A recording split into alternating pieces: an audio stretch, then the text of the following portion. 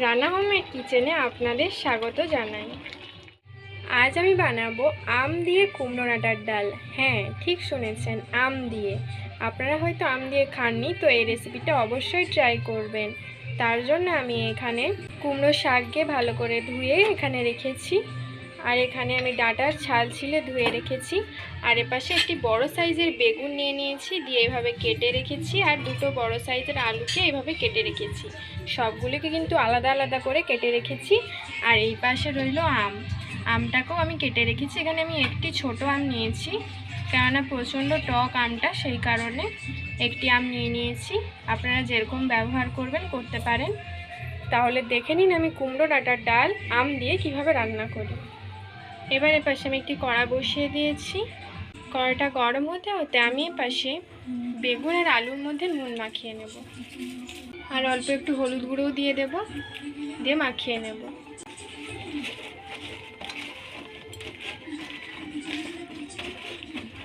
মাখানো হয়ে গেছে, আর এপাশে আমার কড়াটাও গরম হয়ে গেছে। এবার ওর মধ্যে আমি তেল দিয়ে দেব। তেলটা গরম হয়ে গেছে, এবার বেগুনগুলো আমি ভেজে নেব, দিয়ে হালকা লাল করে আমি ভেজে নেব বেগুনটাকে। দেখুন আমি বেগুনগুলোকে হালকা লাল লাল করে ভেজে নিয়েছি। এবার আমি তুলে নেব এগুলোকে। এবার ওই তেলের মধ্যে আলুগুলো ভেজে নেব। এভাবে উল্টে পাল্টে লাল করে আলুগুলোকে ভেজে নেব। আলুগুলোকেও আমি লাল করে ভেজে নিয়েছি। এবার ওগুলোকেও আমি তুলে নেব। এবার ডাঁটাগুলোতেও নুন মাখিয়ে দেব, আর অল্প একটু হলুদ দিয়ে ভালো করে মাখিয়ে নেব। মাখানো হয়ে গেছে। এবার ওই তেলের মধ্যে আমি ডালটাগুলোকেও ভেজে নেব, হালকা করে ভেজে নেব ডাঁটাগুলোকে। আমি হালকা ভেজে নিয়েছি, ওগুলোকেও তুলে নেব। এবার ওর মধ্যে শাকগুলো দিয়ে দেবো, ওগুলোকে ভেজে নেব। অল্প একটু নুন দিয়ে দিলাম, দিয়ে হালকা ভেজে নেব। শাকগুলোও হালকা ভাজা হয়ে গেছে, ওগুলো তুলে নেব।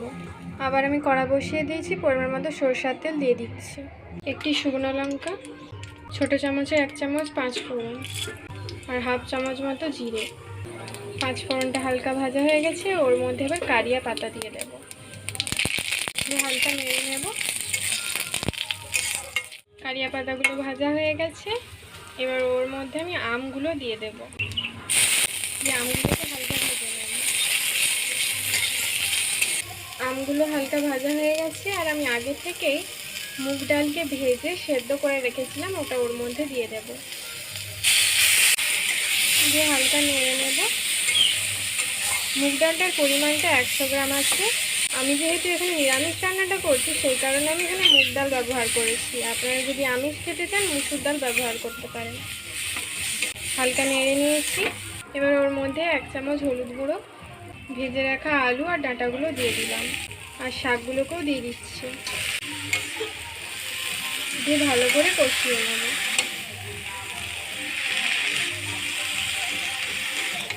যারা যারা আমার চ্যানেলটিকে আগে থেকে সাবস্ক্রাইব করেছেন তাদেরকে অসংখ্য ধন্যবাদ।